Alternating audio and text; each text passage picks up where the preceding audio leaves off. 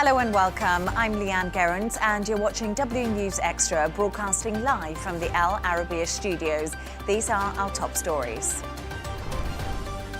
The US government shuts down for the first time in almost 7 years after senators failed to agree on a last-minute funding bill. EU leaders meet in Copenhagen to strengthen Europe's defences after a series of drone incidents. And a senior Hamas figure has told a British broadcaster it's likely to reject Trump's Gaza peace plan, saying it serves Israel's interests.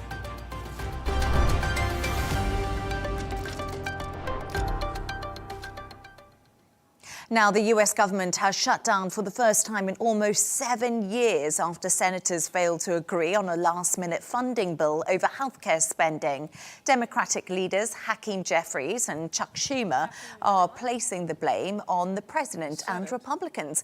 Meanwhile, Speaker of the House Mike Johnson has said the shutdown was avoidable, arguing Democrats could have worked with Republicans to keep the government open.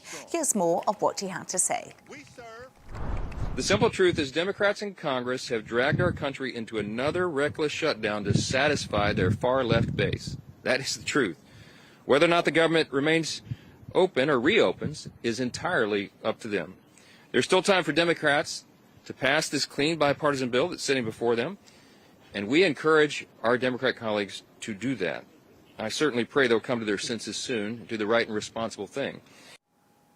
To discuss this and all of today's stories, I'm joined by writer and broadcaster Esther Krakue and Dr. Elie Hindy, chairperson of the Department of Security and Strategic Studies at the American University in the Emirates. Esther and Dr. Elie, great to have you with me this evening. Thank you. Esther, let's start with you. And J.D. Vance has said the government will not be held hostage. We've heard this from him more than once. You've recently actually moved to America. Yes, yeah. How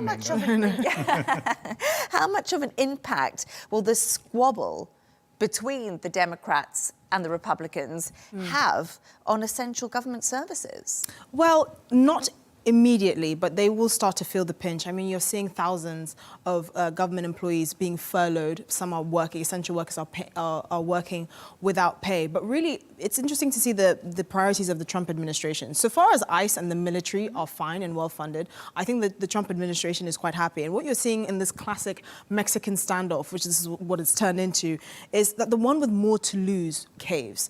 And at the moment, it looks like it's the Democrats. We already saw a few members, Democrat members of the House, like John Fetterman, already voted in favor of this bill because he didn't want to see the shutdown, which has materialized. In the Senate, is a bit more complicated because senators have less incentive to end the shutdown, basically. They have the cushion of being re-elected every 6 years, so they don't feel that pressure like House of Representatives, who are going to basically face a midterm election next year. So at the end of the day, who has the most to lose? At the moment, it is the Democrats. One of the things that we're going to see in December, at the end of the tax credits for Obamacare, which many people are going to see themselves lose because the Republicans have basically suspended it indefinitely, is you're going to see their health premiums rise. So you're going to see healthier Americans actually effectively get rid of their health insurance, which means that premiums have to rise to cover more expensive, less healthy Americans who tend to vote Democrat, who tend to live in poorer areas, who are going to see their premiums rise and ask the Democrats, what are you doing? Our bills are going up.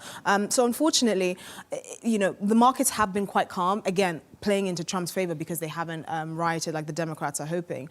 And the last shutdown lasted 35 days. I suspect this will last maybe just as long or longer. But the cards are really in the Republicans' favor. And it's quite interesting because we actually saw the market spike slightly today, not dramatically, but at the US Open. So obviously they've baked in the fact that there's going to be a shutdown because they were warned about it by J.D. Vance. Let me just disagree with something with Esther, that yes, on the long term, the Democrats will lose more with this crisis, but also all the other policies of Trump, definitely.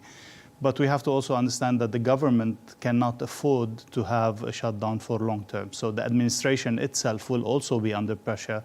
A lot of spendings are stopped, and then the whole departments and the whole organizations cannot move as Trump wants them to move in that sense. So he would definitely have also a lot of pressure to get rid of this crisis as soon as possible. But yes, definitely on the long term, the Democrats, their base will be affected mostly. But it's quite interesting because I was speaking to somebody earlier and they said the tariff policy could be affected by this as things do shut down. So actually Donald Trump's own things that he's put into place could be affected because of the different scenarios that are playing out over in the US. But, you know, Dr. Elie, we know the Republicans have an overall majority in the Senate, 53 seats to the Democrats, 47.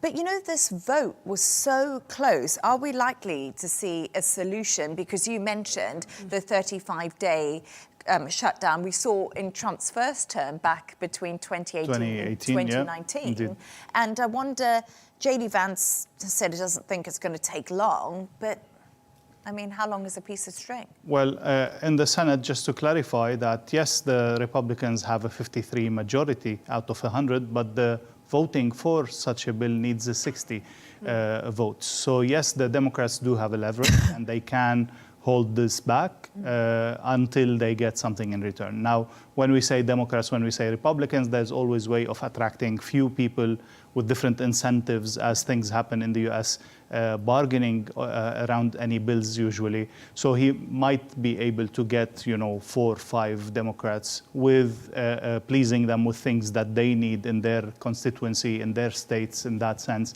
Maybe that's the way out, but this is also going to take a lot of time. And I do agree with Esther that maybe around a month or so on. We have to also remember that the Democrats have lost the last battle about the big, beautiful bill in March last year. And some of them are back with, with a will to put on a bigger fight this time. And they think they do have leverage in that sense. So they will come at it with force. They will try to get as much as possible of their general policies. But also we have to remember the individual senators' policies will come into play. And what's really interesting is throughout all of this, Donald Trump said there could be permanent layoffs. So we know 750,000 federal workers are currently on furlough, and they're probably not being paid for doing their jobs, as we know. And what's really interesting is, could this suit Trump's agenda that he set out with for so long? Because Donald Trump wants to cut the deficit. He wants to cut the bloat in the government. During the swamp. Yeah, exactly. Yeah. Doge. And you see, the thing is, this is another thing that plays into his hands, because any agencies that are still functioning, even with the shutdown, well, that's just going to attract you don't need this many staff, you don't need this much money. And like I said, as long as ICE and the military are well-funded and fine, you can see that Trump is happy to cut other aspects of the state. I mean, they got rid of the Department of Education. And for many people in the MAGA base and Republicans more broadly, you can just cobble all of it together. Much of the sort of federal government can really just be smushed and stuck together with some chewing gum and tape. And so, this will probably lead to more permanent cuts to sort of federal employees and the size of the state, which is something that the Republicans have been talking about for a very long time. There's an additional tool in the hands of Trump, which that to a certain extent, the administration can decide what's urgent spending and what's not. So he can play on that to get things done here and there or stop things here and there. And what's really interesting is President Donald Trump's administration has frozen funding for major transportation projects in New York. Surely. Which is basically what you've just said to me, because it's home to Congress's 2 top Democrats. Stronghold for Democrats, so he will hit them where it hurts, and he will make the feeling for their constituency that they are losing on this battle, definitely. But then another thing is, last time when the shutdown happened in 2019, from memory, what got that back up and running is the fact that it was the US airport staff and the immigration staff that walked out, and it caused huge disruption to the airports. So no, we talk about this being a win for Donald Trump, but we mustn't forget that we saw back in 2018-19, the immigration, people couldn't get out of the airports, people weren't getting their benefits and their care that was meant to be paid to them. So there was a ripple effect. But again, this is Trump 2.0. And in many ways, this administration has foreseen these kinds of possibilities. They can allocate emergency funding to immigration officials. ICE will be very well funded for the foreseeable future. There's not going to be any disruptions there. The military as well, especially with Pete Hegseth's intervention about the overweight. So if people overweight are stuck- soldiers. Exactly. So these are all things that the Trump administration has factored in. So minimal disruption and really hitting the Democrats where it hurts. I mean, with regards to the New York infrastructure funding that they've halted, I mean, it's quite a genius strategic move. New York really lost a lot of seats to the Republicans at the last midterms, at the last election, and it is a state that's getting. Where the Republicans are making more inroads, and they're probably going to lose with more gerrymandering. They're probably going to lose a few representative seats as well. And it's interesting, Mamdani, you know. Exactly. that's Yeah, exactly. Another chokehold. Another Exactly. chokehold. So across the Hudson, you're seeing Yeah. the Republicans gain traction, but Mamdani might very well be the next mayor. Mayor. So you have to probably find a way to choke the Democrats in that way as well. Yeah, absolutely. Dr. Elie, any final thoughts for us on that? No, I think we're good. We covered most of it. Okay, great. Stay right there. Let's move on to another story now. And EU leaders are gathering in Copenhagen under tight security after recent drone incidents hit Danish airports. Plans for a drone war to detect and stop future threats are on the table, backed by 10 member states and supported from international allies. The summit comes amid rising concerns over Russia's activity near Europe's eastern borders, with joint EU and Ukrainian efforts underway to boost drone defence. So this is something that we're just talking about at the moment, and we'll come to Dr. Elie and Esther as soon as we can. But basically, Dr. Elie, what I find really interesting is, could we see Europe waging war against Russia anytime soon? Not really. Every time you ask me about European politics, I sound too dismissive. But let me say, no, I think Putin is doing a lot in this maneuver, if I may say. He's definitely pushing the limits as much as he can. He's pushing what he can do and what he cannot do. He's definitely flexing his muscles that, yes, I'm doing it. I'm all the way into Denmark and maybe even beyond in the North Sea. We've heard also above Ireland previously, different drones and so on. He's definitely collecting what we call reconnaissance. He's trying to see where are the bases, what information he can gain, what pictures can he take, a lot of it which is pre-preparation for any potential war or potential conflict. And definitely he is doing also the testing of NATO's response timing and response capabilities. So all of this is all in the benefit of Putin. And he's doing it regularly. What will the Europeans do? This is the question. I think they will try to make up a plan of defense. They will try to boost the coordination, definitely. But I don't think they are ready or willing to wage a war. And what's really interesting is I did speak to Tobias Alwood earlier, defence and security analyst, and he said to me, Europe are just basically panicking. So every time you and I talk, Dr. Elie, we always say Europe, they talk a lot. Yep. But there's very little action coming from Europe. Sure. And Tobias Alwood was making exactly the same point today. They're panicking. They've gone to Copenhagen. They are on the back foot when it comes to Russia's hybrid warfare. Yeah. And I don't know where you stand on this, Esther, but it is a conversation that is really happening now in Europe. Yeah, I mean, Estonia's foreign minister said Russia's like boiling NATO like a frog. And that kind of feels very apt, describing what's going on, because it's showing Europe's disunity. They're not prepared. You know, these attacks that are testing and really undermining NATO's defenses show there's huge gaps between what Europe says it wants to do and what it actually can do. But most importantly, it's also showing America's commitment to NATO and coming to Europe's defense. We know that Donald Trump has been a staunch critic of NATO, but mainly the Europeans as well, and how they funded their own defense. We all remember Trump back in 2018 talking to the UN General Assembly and saying, Germany, stop buying cheap Russian gas, stop underfunding your military. Europe, you have taken us for a free ride for long enough. And at the time, he was just... You have become a dependent on Russia, exactly. And at the time, he was just seen as, you know, bad-mouthing Europe and bullying Europe. But many Europeans, not the politicians, actually European citizens, are thinking, why do we have to rely on America for our most basic defense needs? Where's our tax money going? And so, unfortunately, you're going to see Europe try and cobble together some sort of defense pact here, but it's really just going to be a slow economic drain on Europe, which is going to have to reallocate its resources to its defense, which it should have been doing for a long time. Spain only spends about 1.6 of its GDP on defense.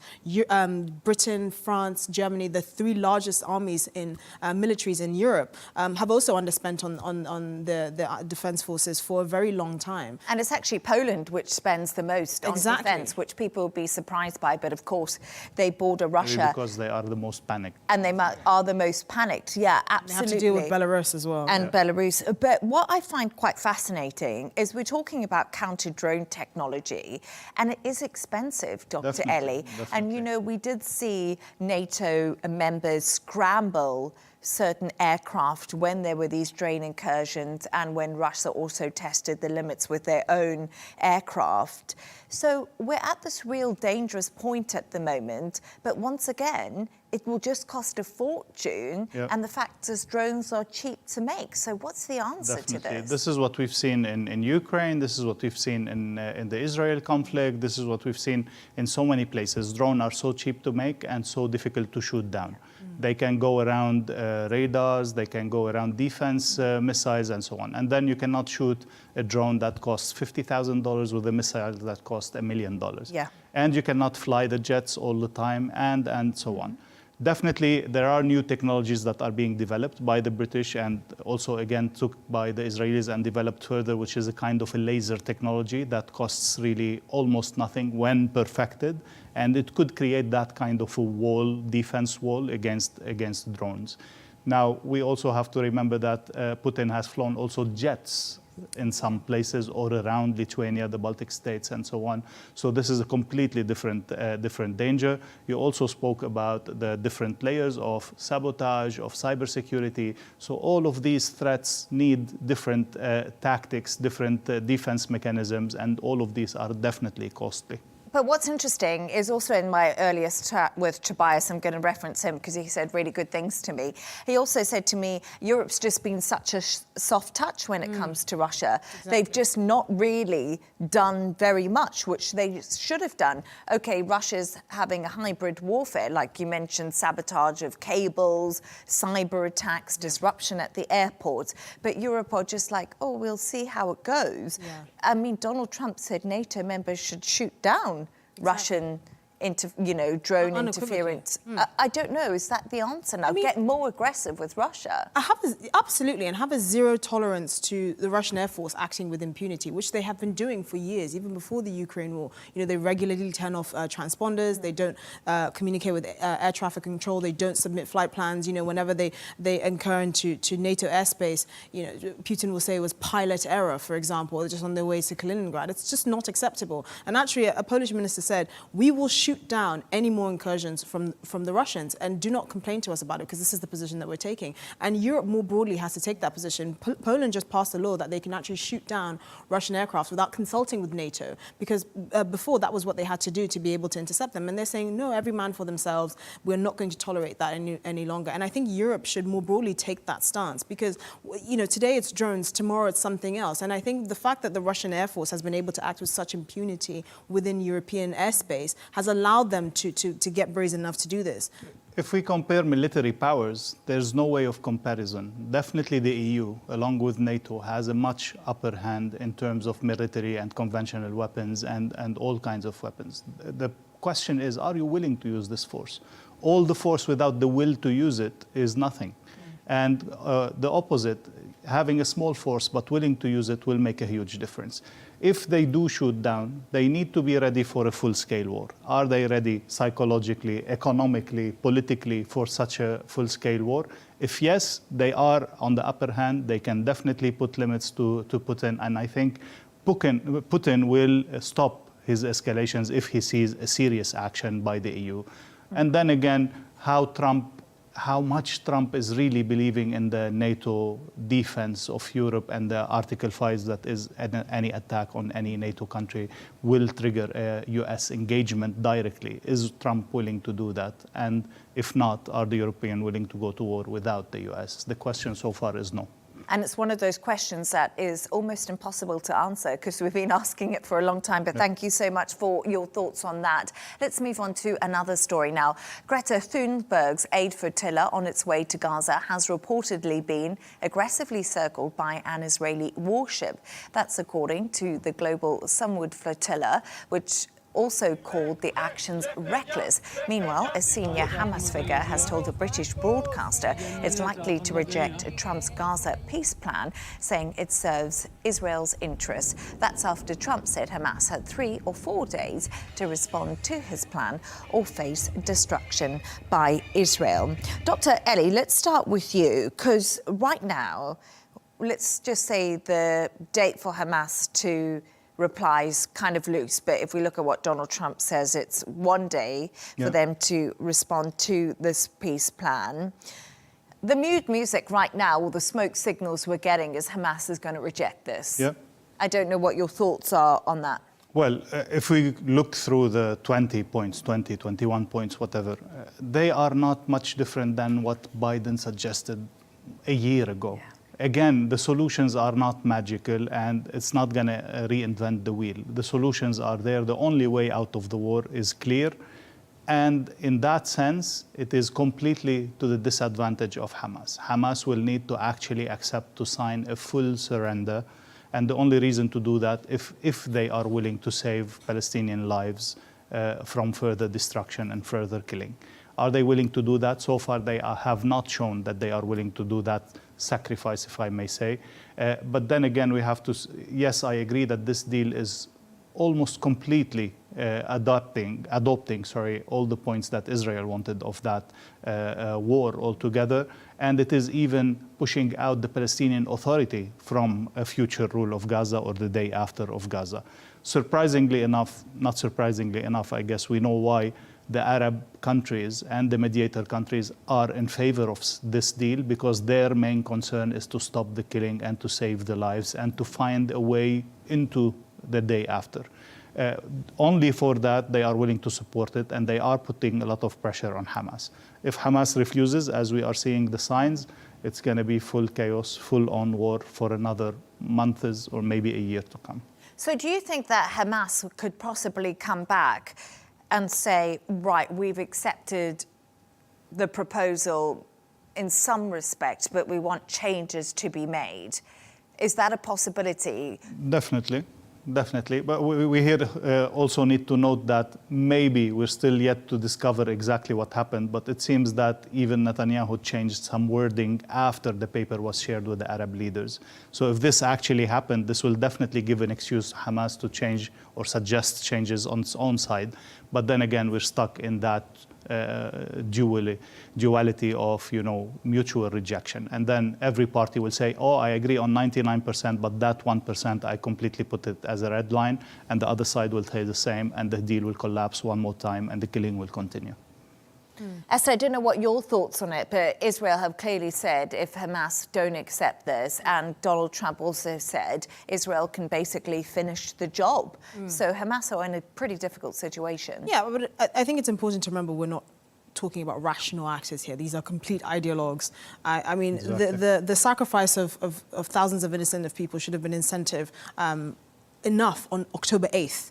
We're now almost 2 years into this, and unfortunately we don't see any progress. I'm sure Hamas will figure out a way to worm their way into the next peace coalition, whatever Trump manages to cobble together. But I think they're probably going to be stuck on a few wordings, because as we sit here, there is a giant Hamas-shaped hole in a building in Doha in Qatar. And so clearly the Arab leaders are putting a lot of pressure on Hamas, and for them to be able to shake that off is going to take a lot more now when their back is really up against the wall. And in many ways, even though I disagree with it, a lot of Western leaders like the French and the Brits and Canadians have shown a lot of goodwill by recognizing Palestine as a state. So I think, the optics have changed a little bit, and I think, I do agree with you, they will probably fixate on the wording as opposed to the ultimate outcome, which is complete surrender, which they really have no choice at this point. And let's talk a little bit about something else that's happening.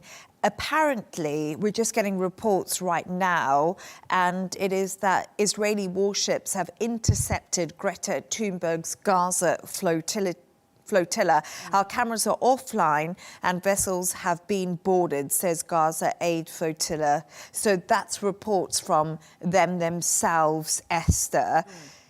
Anybody surprised? Yeah, no one's surprised. I mean, this Yeah. is just an exercise in complete narcissism by the world's most famous truant, Greta Thunberg, who I still think in her early 20s should seek useful employment. And it was quite amazing. There were about 500 people this time. And big names. Susan Sarandon. Exactly. The Hollywood actress I was amazed by. Nelson Mandela's grandson was on I'm it. sure he's turning in his grave right now. I mean, it's really just a congregation of the bone idle and mentally unwell, that's what I would say. But I think what I personally find quite offensive is, I feel like it cheapens what's happening here, and it kind of makes a mockery of the seriousness of the situation. Gaza is a war zone.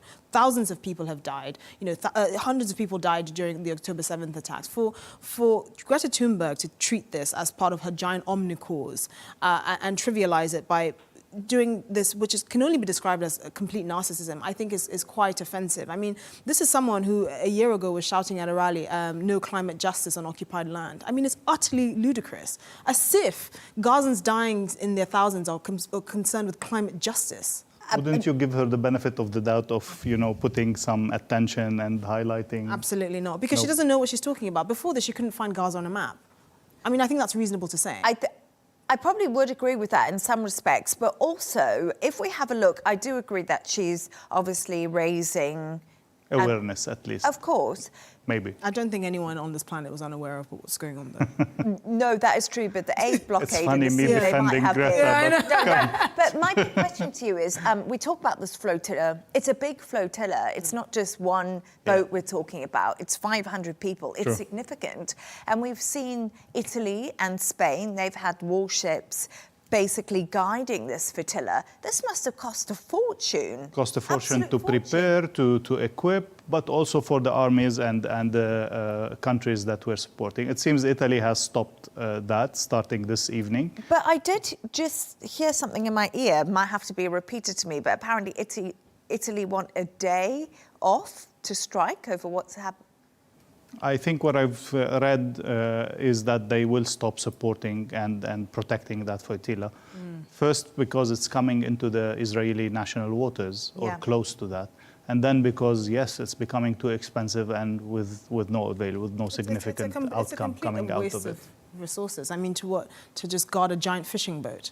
And apparently Italy's trade unions are calling for a national day of strike on Friday over what's been going on. Definitely. I mean, the left in general and those who support the Green parties and so on will try to make a fuss out of it. But again, what was the purpose? Was it feasible at all? What were you trying to achieve? We knew that this happened 2 times before. The same will happen. There's no way that the Israelis will let this go. I did hear an analyst earlier say that, you know, they've been harassed, the flotilla, by Israel, and they say intercepted by drones, and apparently itchy powder was put on one of the from the boats of videos, the flotilla. That cannot be fun. I can't imagine. Powder on Maybe it. it was something to get rid of ticks. They thought they might have like lice or ticks in their hair.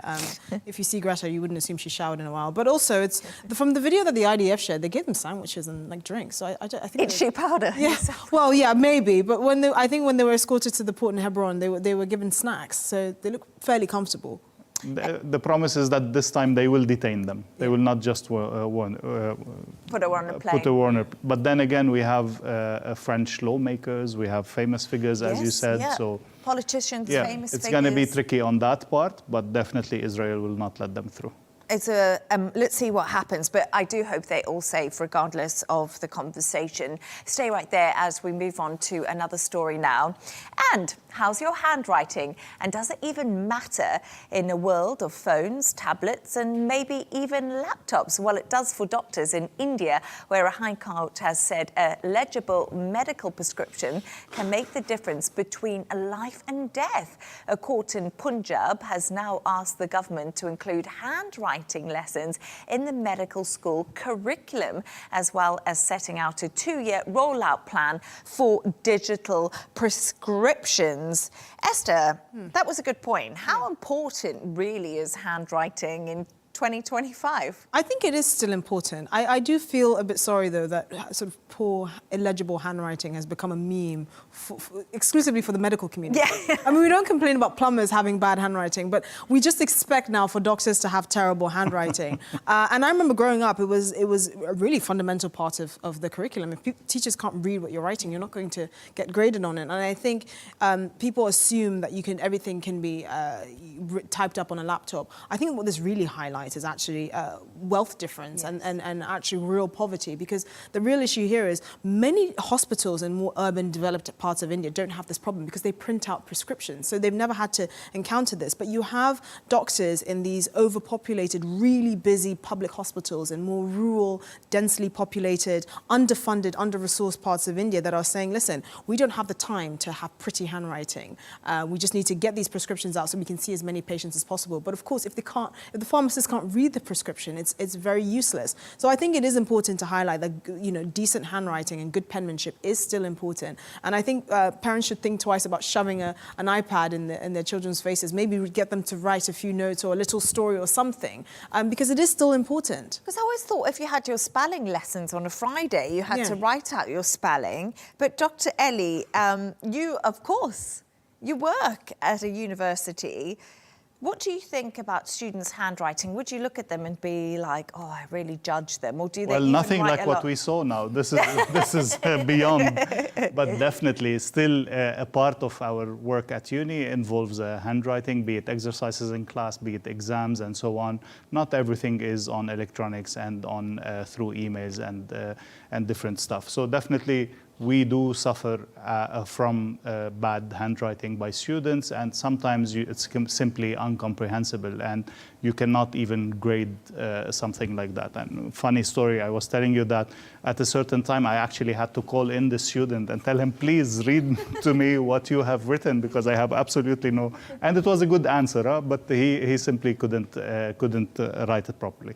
Now, thinking about it, I think either when you are in an extreme hurry, or when you are missing spelling and things like that. So you just try to go through the words as quickly as possible, and this will lead to a very bad handwriting. But then the issue about India is we know for a fact that all doctors all around the world have bad handwriting. Universal. So it's not really up to the education system or what the judge has requested them to do. Definitely a solution would be to type them electronically. Some places, of course, have started to do that. But again, it's a common trait among all doctors. I don't know why. And I think it's also fascinating because you just touched there on spelling. And I always wonder about this because, you know, I type all the time now and I've got predictive text. Yeah. And when I actually go down to write notes, sometimes I do write notes if I'm listening to something and I realise I just don't know how to spell anymore. Yeah. I've literally lost the ability because Definitely. technology has done it for me. Yeah. And it's becoming quite scary, actually, I think. Yeah, and I find that as well, and I kind of have to force myself to read a minimum amount every single day, because when I struggle to remember how to spell a word, I kind of have that memory of seeing it somewhere in a book or a That's story. a good idea. Because I realised it was really affecting my spelling. But yes, I think our over-reliance on technology has blunted our ability to write well. Oh. And I think that's becoming, but it's really problematic for children as well. So we did a little writing exam. Yes. Dr. Elie, myself, and Esther are going to hold it up to the cameras or to each other. Can we all read each other's writing? W News Extra, the most insightful news show from the Arab region. Peter Piper. That's so British. Come on. Pepper? Very good. Yeah. And your tongue twister as well. No, you added tongue twister, and that was mine. I love it. I mean, your cursive is fantastic. Yes. I Esther always and pride Dr. myself on my writing. Yeah. I like having good handwriting. Esther, yours is, I'm not going to lie, it's a little bit difficult to read. I think it's also because of the tongue twister, so it's not you're not expecting to see so many P's. Oh, no, there's a lot of P's in there, but I Yeah. do like it. Very British. Dr. Elie, thank you very much. Your handwriting Thank you. is not too bad. Not too bad. For a university lecturer and the only male on the board tonight.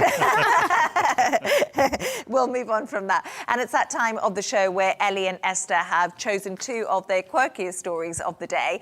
And Dr. Elie, this is absolutely nuts. I'm completely in the wrong career. Yours is about a professional baby namer who turned a side hustle into a very lucrative business. Indeed. So that lady Taylor Humphrey, who was, again, giving some advice here and there. But 10 years ago, she decided to get paid for her advice about kids' names or babies' names. Yeah. And she started to build a career of that. And today she's very successful, making thousands and thousands of dollars. And the cost for a consultancy, if you would like to name your baby and ask for her advice, it could go from $1,000 up to $30,000 to name a baby. And we can see her on screen. That's she a looks good very business. happy. She's smiling. Yes, but I'm not indeed. surprised. Indeed. By I'm not surprised. $30,000. I know, 10 babies a year, and I think Yeah. a baby a month. And that's it. Yeah. She actually is doing around 100 babies a year. Wow. And again, sometimes she is called for an urgent consultation to name a baby. I don't know why would it be urgent. They know. didn't expect the baby to show up after 9 months. Or Maybe it's an African elephant. The gestation period is a couple of years. Maybe it's just a surprise.